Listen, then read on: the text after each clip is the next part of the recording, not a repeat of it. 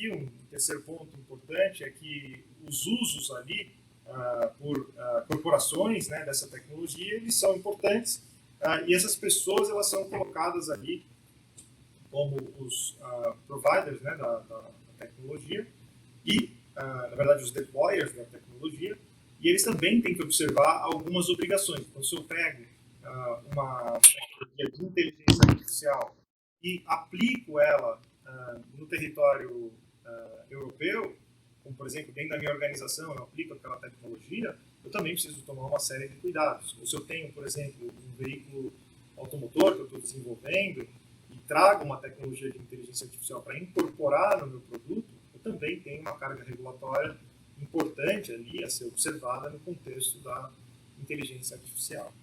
O quarto ponto importante é que o AI Act não tinha isso na sua versão original, e isso foi incorporado depois, né?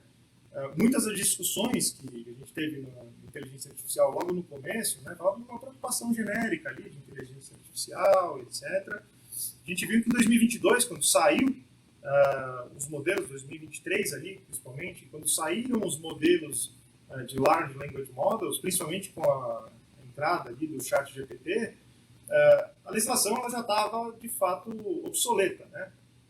E nessa discussão entrou-se, né, ali incluiu-se, né, um capítulo específico para tratar dos modelos gerais ali, de propósitos gerais, né, de uso de inteligência artificial. Então, a gente está falando, de novo, do webinar oferecido pelo Google, a gente está falando do ChatGPT, a gente está falando desses modelos ali de aplicação, vamos dizer assim, abrangente, né. Questões importantes aqui sobre esses modelos gerais de uso de inteligência artificial. Algumas questões importantes aqui, e aí como quinto ponto bônus, a gente vai falar sobre isso ao longo da nossa conversa aqui, diz respeito a trazer uma regulamentação baseada em risco, né? O AI Act ele é baseado em risco, né? Ou seja, eu trago formas ou uma metodologia para as tecnologias de alto risco passarem por uma avaliação de risco antes de serem colocadas ali no mercado, sob o ponto de vista, principalmente de produto, mas uma coisa que o AI Act não regulamentou, e aí são uma questão importante, porque várias das discussões relevantes hoje estão dentro desses assuntos, é justamente o uso de dados e o uso de obras protegidas por direito autoral ou por propriedade intelectual. A gente sabe que hoje parte desses assuntos, né? Então, por exemplo, a gente traz questão importante aqui de uso de dados. O AI Act, na verdade, ele faz uma referência às regras específicas de proteção de dados, aqui, basicamente o GDPR, dizendo cumpra com as regras do GDPR quando a gente estiver tratando das problemáticas ali envolvendo dados pessoais. Não trata, por exemplo, questões envolvendo posso fazer um uso secundário da informação, posso reaproveitar os dados só para a utilização de treinamento de modelos são permitidos ou não são permitidos. Na verdade, é que não interessa esses pontos de forma ali, vamos dizer assim, assertiva, né? Ele diz que você tem que avaliar o ambiente regulatório para entender se o uso de dados é de fato permitido, né? Fazendo uma referência clara aqui às regras de GDPR, né? O GDPR, na verdade, e as autoridades reguladoras, elas não detalharam esse assunto hoje, então é algo que ainda está em aberto. Mas a gente vai ter tempo ainda, a gente vai falar do progresso ali de implementação do AI Act. Esse é um tópico importante. Outro tópico importante, que não foi regulamentado pelo AI Act, é as questões envolvendo a propriedade intelectual, basicamente direitos autorais, ou copyright, né? Por quê? Parte desses modelos, né, de inteligência artificial, eles precisam de um volume relevante de informações para serem treinados e poderem, de fato, operar. A gente viu a decisão judicial ali envolvendo o New York Times contra o ChatGPT. Por quê? Porque a coleta de informações, muitas delas, né, textos, imagens, vídeos, protegidos por direitos autorais, acontecem nesses modelos de inteligência artificial para justamente conseguir treinar o modelo, conseguir operar o modelo de IA. Né?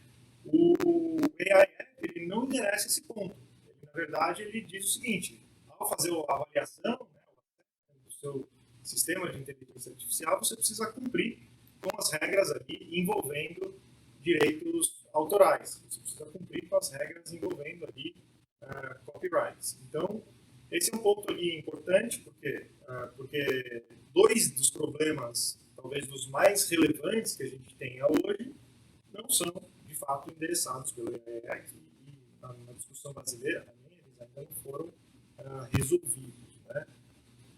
Agora, indo para o AI Act, propriamente dito, do que ele de fato regulamenta, né, ele traz ali, no começo da legislação, usos que são de fato proibidos dos sistemas de inteligência artificial. Vários desses usos eles estão focados, de fato, em questões de uso de biometria. Né? Biometria, por exemplo, reconhecimento facial, fazer uma qualificação das pessoas, seja por questões físicas, né? Seja por outros tipos de categorização, como questões religiosas, usando dados sensíveis, né? Exploração ali de vulnerabilidades, questões de social scoring, né? Classificar as pessoas de acordo com os seus comportamentos, né? A gente viu o social scoring ali na China também. Esse tipo de qualificação, esse tipo de tratamento de informação utilizando sistemas de inteligência artificial é de fato proibido. Né? Boa parte aqui das questões envolvendo usos proibidos, de novo, tratam de uso de dados biométricos, que é identificação principalmente facial, que é proibida. Tem algumas exceções pontuais onde é permitido o uso de reconhecimento facial e uso de dados biométricos, mas essas exceções elas são de fato limitadas. Né? Então, por exemplo, todas aquelas aplicações ali de uso de inteligência artificial para ambientes públicos, né? Estabelecer ali questões de segurança, elas ficam ali bastante prejudicadas. A gente fala de law enforcement, né? Tem algumas exceções que são muito pontuais, como, por exemplo, para achar pessoas que estavam desaparecidas, para achar, para evitar ataques terroristas. Esses usos muito pontuais eles são permitidos, mas, de modo geral, está bastante restringido o uso de dados biométricos, particularmente em uso de inteligência artificial para essas finalidades. No ambiente de trabalho, para as corporações, importante ali uma limitação do uso de reconhecimento facial, né, para inferir emoções no ambiente de trabalho, para saber se os colaboradores estão felizes, estão tristes, ou estão satisfeitos ou não estão. Esse uso fica proibido. Tem algumas exceções pontuais para questões médicas e de segurança. Né? Então, biometria é algo extremamente importante aqui para os casos de uso, né, principalmente proibidos, de inteligência artificial. Né? Depois do uso proibido, né, que são aqueles casos em que não tem muita discussão, né, não posso usar, o grosso da legislação do AI Act ele tem um enfoque em regulamentar os casos de uso determinados como de alto risco. Esses casos de alto risco, eles têm duas verticais aqui, que a gente qualifica como alto risco. Né? Normalmente são componentes de segurança de produtos. Esses produtos sejam aqueles definidos ali no anexo 2 do IAE, como, por exemplo, questões de infraestrutura, questões envolvendo veículos automotores. Então, os componentes de segurança que estão relacionados a essa aplicação de inteligência artificial, de fato, eles são, naturalmente, sistemas de alto risco. Né? Uma outra possibilidade é esses sistemas de alto risco, eles serem, quando eles causam um risco sistêmico ali, né, pelo seu próprio uso, eles são, de fato, classificados como alto risco. E aí precisam cumprir uma série de requisitos ali, para poder esses sistemas serem colocados disponíveis ali no mercado. Né?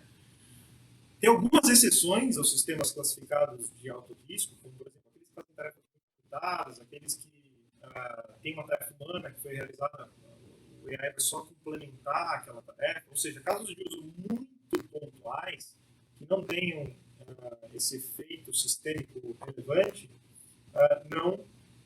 não são casos de uso de AI de alto risco. Né? Sempre vai ser de atividades de profiling, né? Classificação de indivíduos, utilizando a inteligência artificial, sempre vai ser alto risco. Então, é um caso de risco sistêmico aqui, né? E aí esses sistemas eles são automaticamente classificados aqui como de risco relevante, né? Alto risco do AI. Tudo bem, classificamos um sistema ali como de alto risco, o que precisa ser feito para colocar esse sistema, o desenvolvedor, né, aquele que está oferecendo o serviço, a solução para o mercado, o que ele precisa fazer com base no AIX para colocar esse sistema no mercado de forma em conformidade ali com a legislação. Primeiro, ele precisa estabelecer um regime ali de gestão dos riscos envolvendo o sistema. Né? O que é essa gestão de riscos? Basicamente, uma governança, né, para apontar, para conseguir identificar e apontar os riscos relacionados àquela tecnologia e os riscos de qual natureza, né, da natureza específica da aplicação daquele inteligência artificial. Né? Então, por exemplo, desenvolvendo um sistema, como é que eu mitigo os riscos relacionados ao desenvolvimento, problemas que eu possa ter depois decorrentes desse desenvolvimento. Coloquei o produto no mercado, né? Como é que eu mitigo o risco desse produto quando ele vai para o mercado? Eu trago informações, eu posso colocar controles específicos dentro do produto, eu preciso conseguir fazer esse trabalho que é muito mais proativo do que reativo na oferta de sistemas envolvendo inteligência artificial. Criar um sistema também de governança de dados, né, para entender os dados que são utilizados, né, os datasets que são utilizados são de fato relevantes, são representativos ali. Muito disso para evitar processos de discriminação, né, de utilização discriminatória de dados pessoais, ou outputs que sejam de fato indesejados ali, utilizando a inteligência artificial. Também precisa ter, e aí esse é um desafio enorme, né, documentação técnica para demonstrar a conformidade ali da inteligência artificial com relação à legislação. Qual é o ponto de vista aqui de dificuldade operacional? A gente vê que a gente tem a versão 1, 2, 3 da tecnologia que saem muito rápido. Um dos desafios é, na verdade, toda a avaliação, né, acompanhar, e essa documentação técnica, acompanhar o desenvolvimento da tecnologia. Você mal lançou a tecnologia, já está trabalhando na outra versão, que precisa ter a documentação técnica. Será que isso não atrapalha um pouco a inovação? Será que isso não atrapalha um pouco toda a questão de colocar essas tecnologias disponíveis aí para o mercado? Por um lado, sim. Por outro lado, como elas são classificadas de alto risco, é possível que entender aqui que, de fato, isso é necessário. No caso do AI especificamente, foi determinado aqui que a documentação precisa ser colocada em prática. Né? Instruções de uso para quem vai aplicar aquela tecnologia. Então, se eu estou oferecendo uma tecnologia de inteligência artificial e eu tenho o que a gente chama dos deployers, né, que seriam aqueles que vão utilizar a tecnologia ali na prática, eu ofereço o meu modelo, né, de inteligência artificial para alguém utilizar, eu preciso dar instruções de uso. Eu posso dizer que pode usar aqui o meu modelo e aí você se responsabiliza. Não, basta isso, eu preciso dar instruções de uso.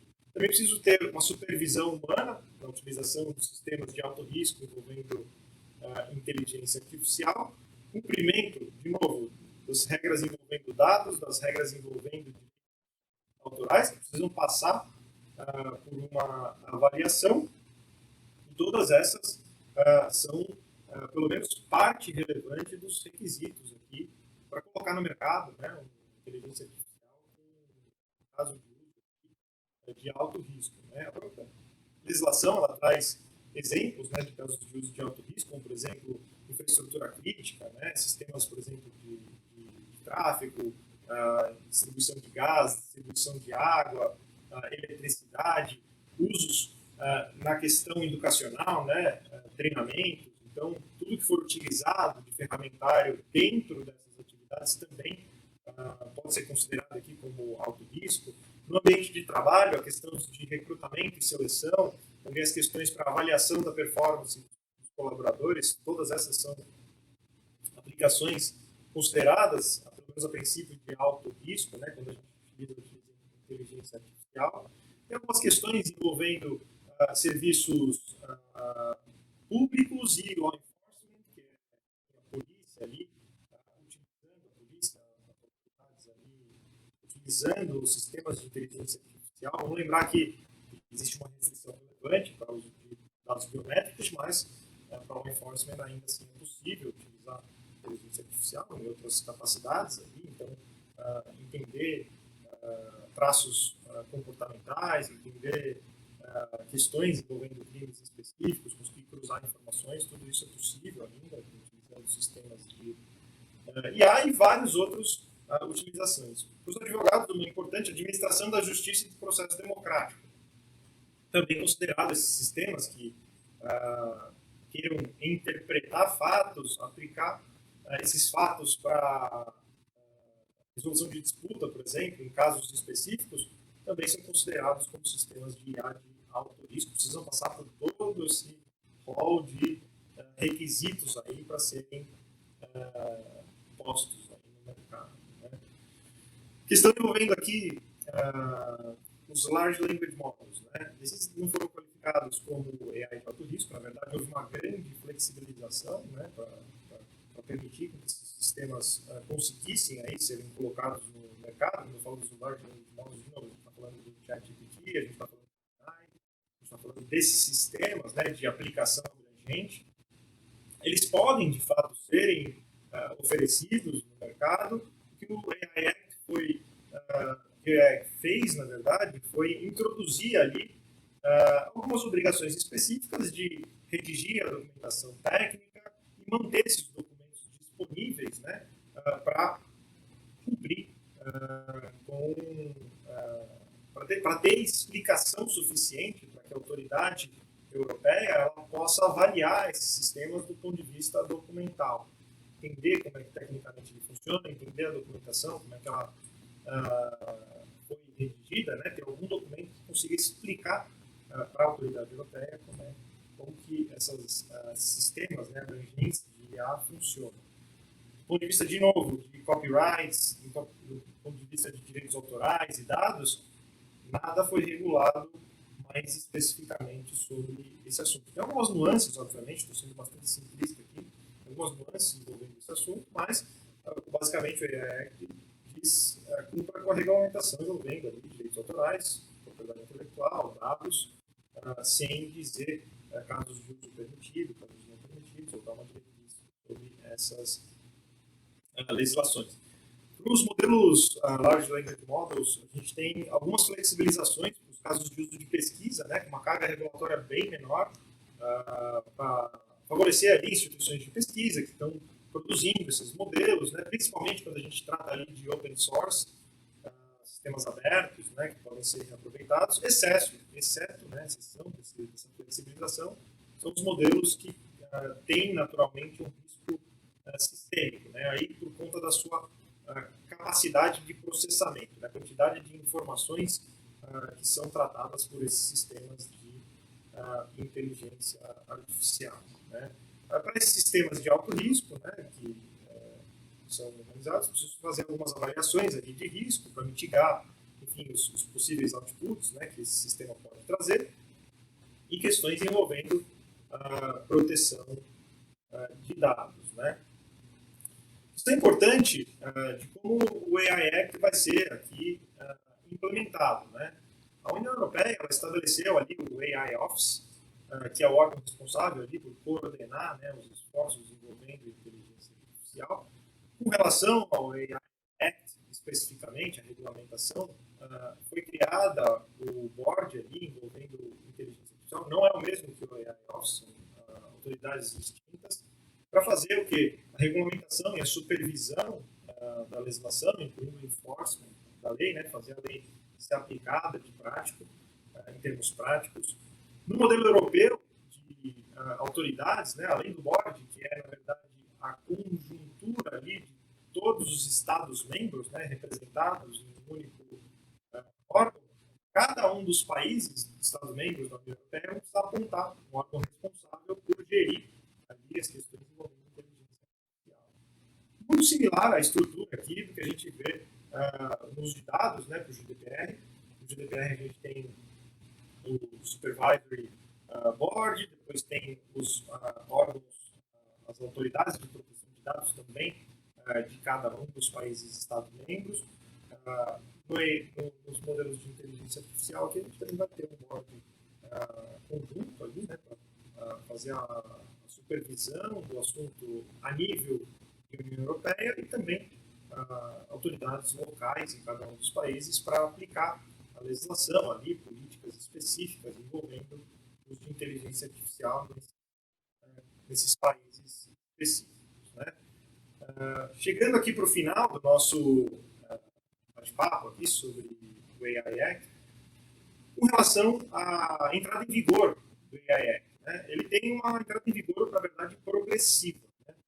Não vai entrar em vigor de imediato, ele pode passar ainda por ajustes finos ali na regulamentação, tem coisas que podem mudar. Ele é um texto bastante extenso, né? Tem ajustes que podem ser feitos. A ideia é que logo a entrada em vigor, né, ela vai necessariamente ir ali até meados de 2016, em alguns casos até um pouco mais, né, trazendo progressivamente a validade dessas regras, primeiro para os sistemas proibidos, depois para os large language models, depois para os sistemas de alto riscos ali listados no anexo 3 e assim sucessivamente. Então a gente vai ver nos próximos meses aqui o desenvolvimento dessa legislação, não só o AI Act, mas como as autoridades ali, muito provavelmente, se seguir o modelo de GDPR, né, trazendo ali guidelines, trazendo recomendações de como os sistemas de inteligência artificial vão ser, de fato, ali aplicados, né. O importante desse assunto é que, diferente do que a gente está acostumado envolvendo dados, os sistemas de inteligência artificial eles têm se desenvolvido muito rapidamente.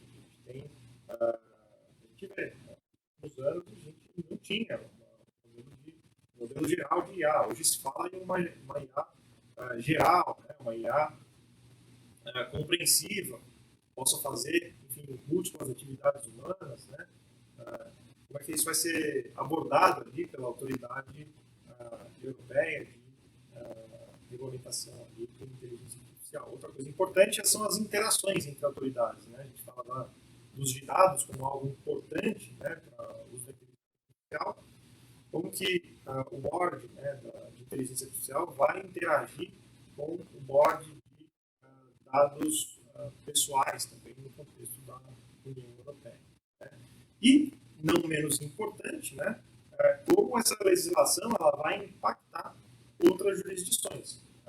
A tendência é que outras jurisdições também possam adotar uma regulamentação com uma estrutura parecida aqui do AI Act.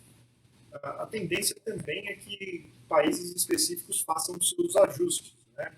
No caso do Brasil, por exemplo, a gente tem o nosso projeto de lei que traz essa mesma abordagem de risco, ali, classificando os sistemas de inteligência artificial, de alto risco, sistemas proibidos, sistemas de baixo risco, com cargas regulatórias diferentes também para cada um desses sistemas, com aplicações específicas, várias críticas, né, sendo feitas aí com relação à definição do que é inteligência artificial, de como qualificar esses sistemas, mas o fato é que o modelo regulatório ali europeu tem, de fato, influenciado outras jurisdições. É importantíssimo entender os fundamentos, né, desse modelo regulatório, porque ele vai necessariamente, pode não ser copiado, né, literalmente em outras jurisdições, mas ele vai influenciar, de fato, a forma de fazer as leis envolvendo inteligência artificial em outras jurisdições. Finalizando aqui o nosso webinar, queria deixar para vocês aqui um link, né, de código promocional para os nossos cursos da eTech Privacy. Em breve, muito em breve, teremos um curso envolvendo as questões envolvendo inteligência artificial no AI Act e também os dados pessoais ali, no contexto da União Europeia, a intersecção do GDPR com o AI Act. E logo depois, curso compreensivo, aqui falando de inteligência artificial e regulação, aí com foco no Brasil, as questões práticas que a gente já tem hoje envolvendo inteligência artificial no Brasil, quais são os problemas que a gente já consegue resolver com a legislação atual, quais são os problemas que a gente ainda precisa regulamentar, como está o projeto de lei, no detalhe. Muito interessante aí o que está por vir. Continue nos acompanhando aqui para os nossos próximos webinars. Se você não assinou ainda os nossos canais online, por favor, fique à vontade para fazer. Também temos uma newsletter, todos os dias notícias fresquinhas ali sobre tecnologia, dados, inteligência artificial, basicamente tudo que se passa no setor, publicamos ali na nossa plataforma, no nosso site, no nosso blog, e você também recebe pela newsletter.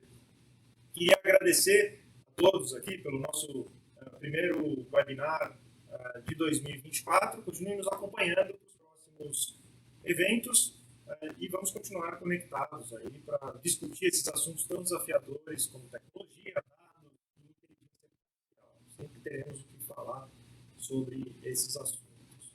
Por hoje é só, pessoal. Nos vemos na próxima.